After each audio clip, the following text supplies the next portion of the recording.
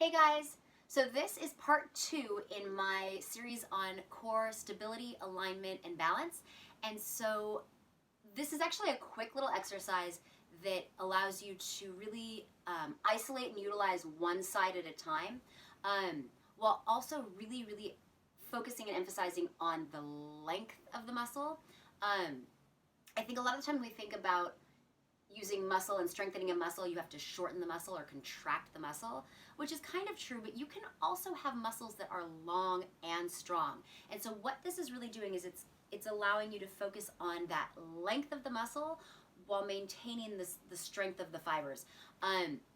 So because this particular exercise utilizes some hamstring flexibility, we're going to start by doing a quick hamstring stretch just so you don't cause any problems there. So start with both feet out in front, and you're just going to reach up and over. And I mean, again, you can bend the knees, you can have your hands on your thighs, wherever your flexibility is totally fine. This is just for you to get your hamstrings nice and warmed up and stretched. So I like to do a little rock back and forth on my hips just to give it a little extra. And since we're using only one side at a time, let's maybe stretch one side at a time. So bringing one foot in and just stretching forward on that one side. And think reaching out as opposed to dropping straight down. Good, guys. And switching sides, bringing the other leg in, reaching up and over. And just breathing into it.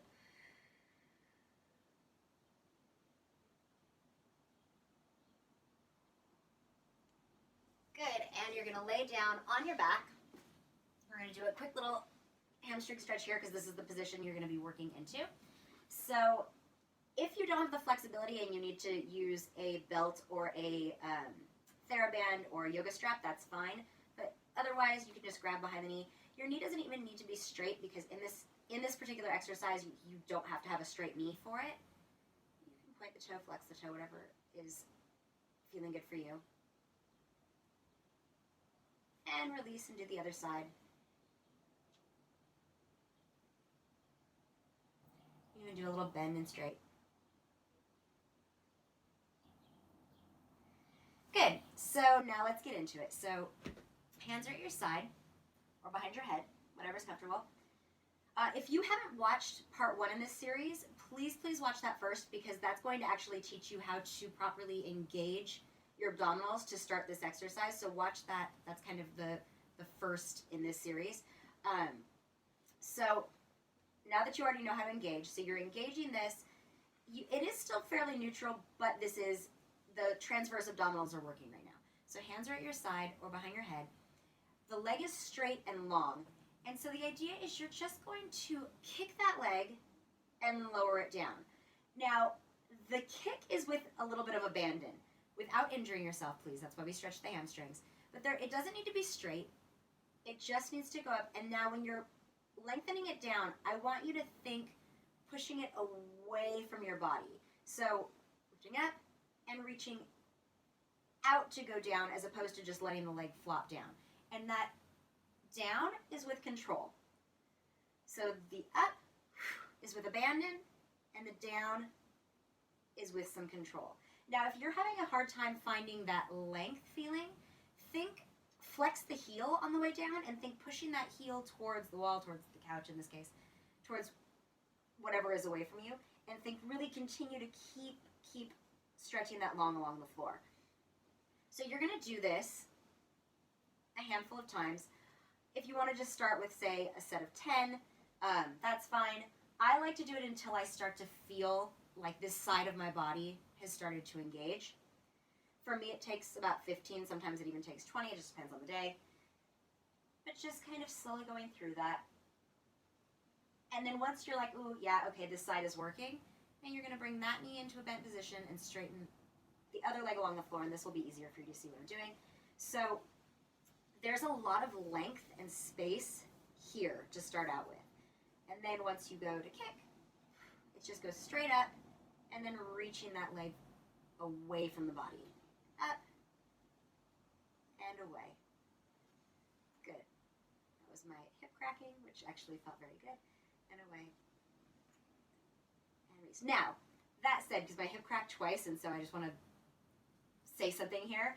If at any time you are finding that you are cracking and it doesn't feel good, or it feels like it's coming from like a not good place, when I crack, it's, for me, it just feels like it's releasing within the joint, which is like where if the joint is slightly out of place, and then it cracks and it finds its way back into its like kind of home where it wants to be.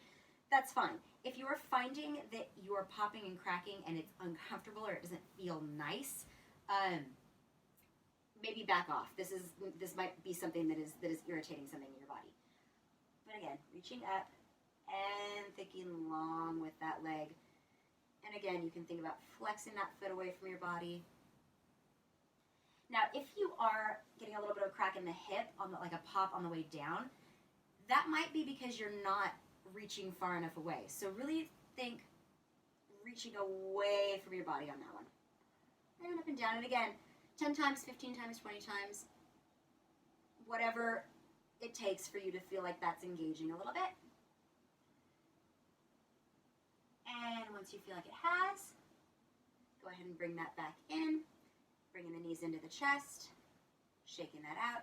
If you want to get a little bit of a stretch to the front of the hips and the abdomen, Pam does a really great thing in her low back video on how to do a proper bridge, which I would love for you to watch that because that would actually help you in here. But think of this as more of a stretch. So you're just going to peel your hips off the floor and lift them up toward the ceiling. If you want, you can interlace your fingers behind your back. The pressure should all be on your shoulders. Nothing should be on your neck. And you're just thinking lifting through this and stretching out the front of the body, and then slowly lowering that back to the floor again. And so that is part 2 of our series on core stability, alignment, and balance. If you have any questions, please feel free to comment below. And if you haven't already subscribed, please do so.